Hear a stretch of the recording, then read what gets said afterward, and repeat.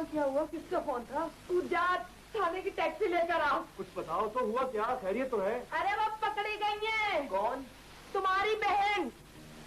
ये लड़की हमें बदनाम करवा के रहेगी जगह जगह, देख लेना।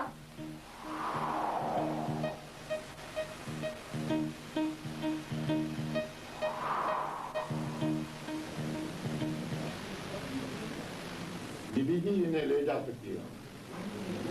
बड़ी मेहरबानी जी आपकी, बड़ा शुक्रिया।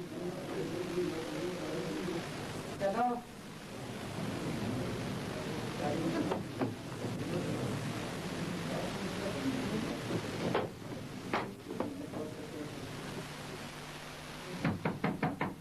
अरे क्या मुसीबत है।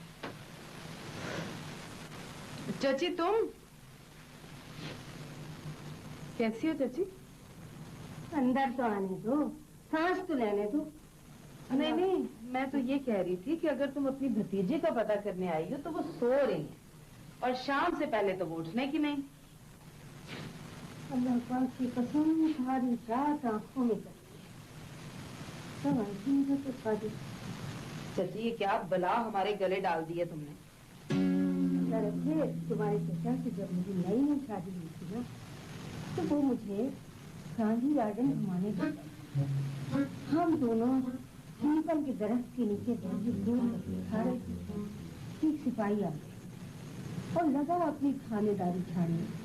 तो तुम्हारे चाचा ने रात समझाने की कोशिश की कि भाई हंसी जी ये मेरी बीवी है, मैं इसे घुमाने के लिए लाया हूँ।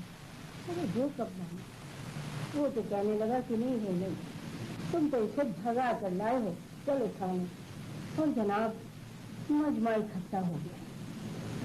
बस फिर अपनी बेइज्जती की डर से तुम्हारे चाचा उसको इस तरफ ले गए और 15 रुपए उसकी मुट्ठी में थमाए।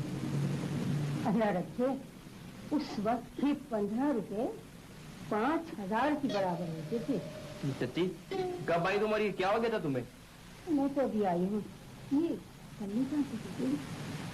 चाची कल तुम्हारी भतीजी की वजह से इतना बड़ा ड्रामा खड़ा हो गया था ना, मेरी तो जिस्म से जान ही निकल गई थी। कोई ड्रामा वामा खड़ा नहीं किया था। अरे उसकी नन बिना वजह बात को फैला रही है। देखो ना, वो आज शादी में जाना है मुझे। तो क्या होता है वो फेशियल तो कर देना है।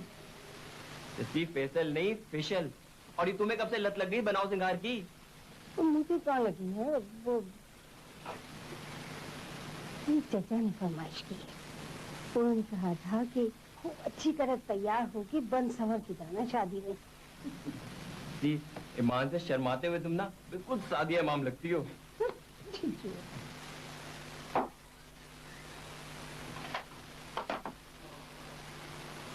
वैसे कल रात थाने से कितने बजे लौटे थे? यही कोई 3:30-4 तो बज ही गए होंगे। कितने परेशान हो गए थे ना। मैं भी कितनी बेवकूफ हूँ। मेरी भी ये बात समझ में नहीं आई कि जिसके लिए आदमी रात भर जाग के गुजारता हो, उसी के लिए तो इस तरह आधी रात को बदहवासी में भागता है, जैसे कल रात आप भागे थे। शायद तेरी मोहब्बत आदमी को इसी तरह हमेशा के इधर बदर करके रख देती है। तो क्या करता मैं? क्या करता? परेशान नहीं होता तो क्या डांस करता? कादिर भाई है मेरा, मैं उसकी तरफ से मुकम्मल तौर पर गाफिल नहीं रह सकता। अगर सिर्फ कादिर होता तो मैं भी इतना परेशान नहीं होती। हाँ सोचो, खूब सोचो तुम, क्योंकि सोच में तो किसी का अख्तियार है ही नहीं। बहुत खूबसूरत है वो, जब बहुत खूबसूरत है वो, कोई इतनी अच्छी भी नहीं है। जब बोलती है ना तो बिल्कुल जाहिर उजट लगती है। लेकिन आजकल ऐसी ही लड़कियां तो कामयाब रहती हैं, लड़कों को छत पर बॉल लेने के बहाने बुलाए और फिर। किस तरह की औरत हो तुम? वो बीवी है कादिर की। तुम जानती हो मेरे और उसके रिश्ते की नौयत। तो रिश्तों को टूटे फूटे कितनी देर लगती है? तुम्हें तो आदत है बाल की खाल निकालने की। बहुत बड़ी गलती कर दी जो मैंने तुम्हें अपने राज बता दिए। अब तुम सारी जिंदगी मुझे ब्लैकमेल करती रहना। नादिर अपने माजी से वही डरता है जिसका माजी गुनाहों से दागदार हो। ये क्यों नहीं कहते अब आपकी हिम्मत ही नहीं है मुझसे नजरें मिलाने की? तब हो जा तुम। मुझे समझा नहीं सकते, मुझे मना भी नहीं सकते। मगर आप क्यों मुझे मनाएंगे?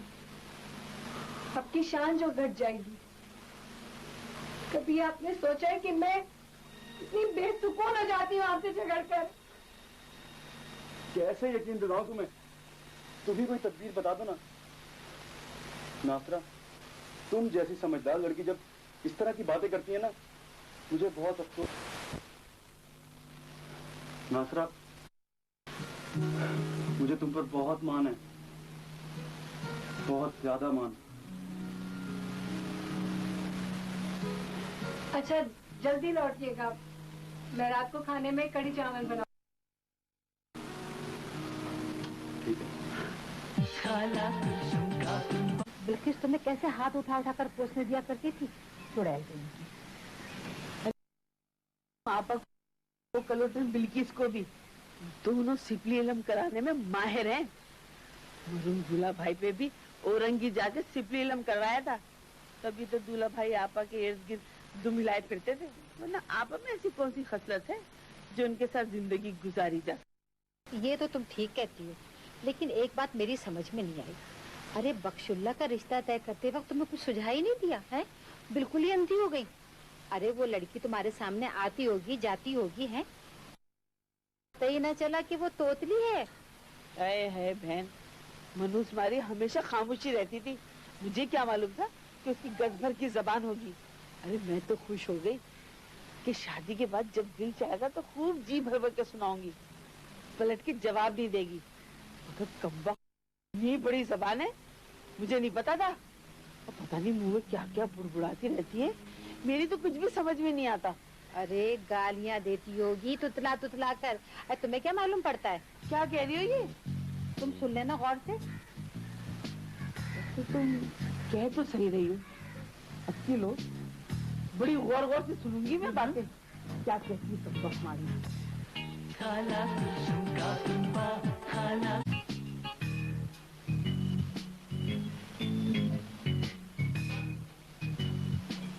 क्यों गए? क्या हो रहा है?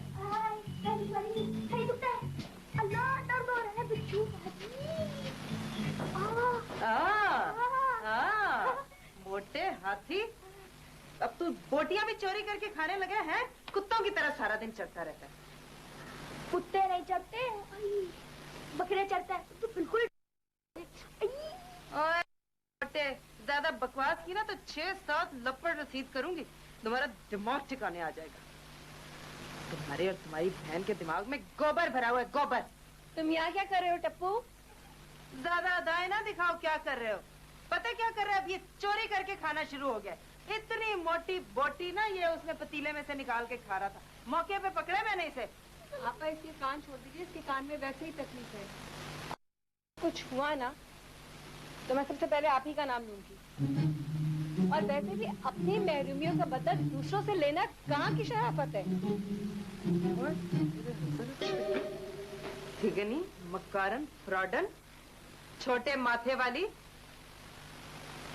पहले तो तुमने अदाएं दिखा दिखा के मेरे भाई को फंसाया, उसके बाद वो जो तुम्हारी माँ है ना पगली शमीम, वो तुम्हें सजा धजा के उस काट के उल्लू के सामने पेश करती रही। नीच खानदान की पैदावार। इधर आओ, अब कहाँ मैदान छोड़ के भाग रही हो? हैं? डर गई हो?